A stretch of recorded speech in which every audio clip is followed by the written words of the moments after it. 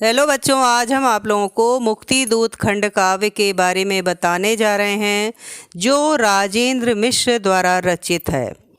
इसमें महात्मा गांधी को नायक माना गया है और उन्होंने भारत को दासता से मुक्त कराया था। स्वतंत्रता संग्राम में उनकी अहम भूमिका थी, इसीलिए इस खंड काव्य के नायक गांधी जी को मुक्ति दूत कहा गया और खंड काव्य का नाम मुक्ति दूत रखा गया। इसमें सन 1919 ईस्वी से लेकर 1947 ईस्वी तक की ऐतिहासिक कथा का वर्णन प्रस्तुत किया गया है और स्वदेश की गौरव गाथा का वर्णन है। यानी ये ऐतिहासिक घटना 5 सर्गों में विभक्त हुई है और गांधी जी ने जो असाधारण कार्यों से, अहिंसावादी विचारों से विश्व भर की सोच बदल दी, ऐसी ही अलौकिक घटनाओं का इसमें वर्णन किया गया है। पहले प्रथम सर्ग में क्या हुआ है वो हम आपको बताते हैं कि गांधी जी के जो अलौकिक रूप है उसका वर्णन किया गया है। गांधी जी को कैसे प्रेरणा मिली, ये सारी घटनाएं हमको प्रथम सर्ग में ही दिखाई देती हैं। यानी गांधी जी ने एक बार अपनी माता को स्वप्न में देखा जो उन्हें प्रेरणा दे रही थी, समझा रही थी कि भलाई करो और किसी भी तरह से देश के रक्षक बनो। एक बार उन्होंने गोखले को स्वप्न में देखा और उन्होंने भी यही प्रेरणा दी कि तुम भारत के मुक्ति दूत बन सकते हो।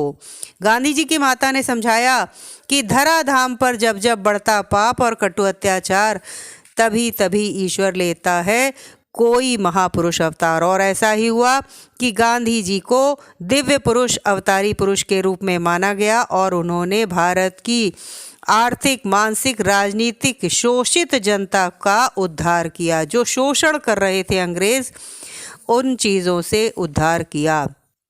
अब हम बात करते हैं द्वितीय सर्ग की। तो द्वितीय सर्ग में भारत की जो भी दयनीय स्थिति थी, दयनीय दशा थी, इन सभी का चित्रण इसमें किया गया है। गोखले से प्रेरणा तो मिली ही, साथ में जो समाज में छुआछूत का विरोध था और जन्मभूमि के प्रति लोगों में जो आक्रोश था कि हमें अपनी जन्मभूमि को मुक्त कराना है, जो दासता से घिरी हुई है, इस आक्रोश को दूर किया और लोगों की चेतना को परिवर्तित किया। तो इन्होंने इसमें कहा है कि मैं घृणा द्वेष की यह आंधी न चलने दूंगा, न चलाऊंगा, या तो खुद ही मर जाऊंगा या इसको मार भगाऊंगा।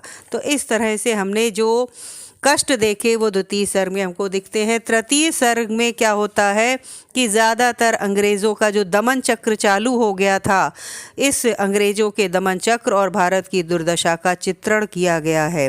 किस प्रकार से उद्योग चौपट हो रहे थे, इन सभी का वर्णन हमको तृतीय सर्ग में दिखाई देता है। गांधी जी का चारों तरफ विरोध होता रहा, अंग्रेज़ों के अत्याचार अपनी चरम सीमा पर थे। गांधी जी अहिंसावादी दृष्टिकोण को अपनाते रहे और आगे बढ़ते रहे। इसी दौरान प्रथम विश्व युद्ध का आरंभ भी हुआ। प्रलयंकर पहला विश्व युद्ध तब तक हिमनद सा फूट पड़ा, मदहोश पश्चिमी देशों पर विकराल वज्र सा टूट पड़ा। तो इस तरह से हमने देखा। और जलियांवाला बाग की जो गोलीकांड था वो भी तृतीय सर्ग में वर्णित किया गया है, वर्णन किया गया है, क्योंकि इस आंदोलन की जो निंदा हुई, इसमें मोहम्मद अली जिन्ना, सरदार पटेल, लोकमान्य तिलक आदि ने भी गांधी जी के नेतृत्व में सत्याग्रह में, आंदोलन में भाग लिया और इन सभी घटनाओं का विरोध किया। जलियांवाला बाग में बहुत बड़ा अमानवीय गोलीकांड हुआ था। तो ये सारी घटनाएं हमको इस तृतीय सर्ग के अंतर्गत दिखाई देती हैं। चतुर्थ सर्ग में क्या होता है कि जो अंग्रेज़ों के अत्याचार थे और जनता का किस प्रकार से, इन अत्याचारों से जनता को मुक्ति दिलाई गई, जनता का कैसे उद्धार हुआ, साइमन कमीशन का विरोध हुआ, दांडी यात्रा और भारत छोड़ो आंदोलन का वर्णन इस सर्ग में हमको दिखाई देता है। क्योंकि उस समय तक लोगों के मन में आ गया था कि किसी भी प्रकार से हमें अंग्रेज़ों को भारत से उखाड़कर फेंक देना है, हटा देना है। तो इस सर्ग में, चतुर्थ सर्ग में हम देखते हैं भारत छोड़ो आंदोलन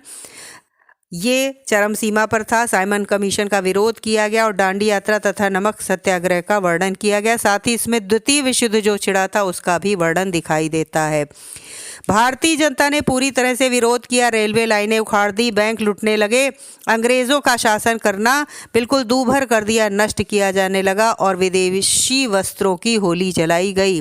तो ये सारी घटनाएं हमको चतुर्थ सर्ग में दिखाई देती हैं।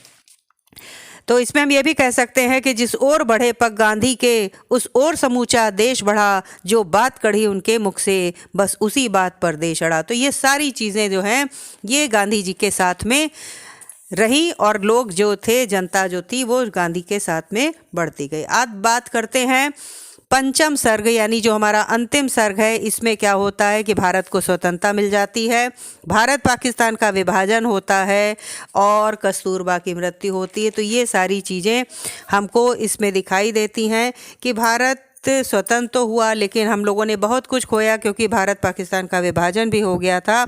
लेकिन जो भी है अंतिम सर्ग में भारत के उज्जवल भविष्य की कामना करने के साथ साथ ये भी दर्शाया गया है कि गांधी जी के दुर्बल शरीर में बहुत आत्मबल था, महान आत्मबल था, और वो अपने गुणों के कारण ही हमेशा हमेशा याद किए जाएंगे। तो इस तरह से राजेंद्र मिश्र जी ने मुक्तिदूत में गांधी जी को मुक्तिदूत माना है और इसमें समस्त स्वतंत्रता आंदोलन, अत्याचारों आदि का सभी का वर्णन इसमें किया गया है। Okay students.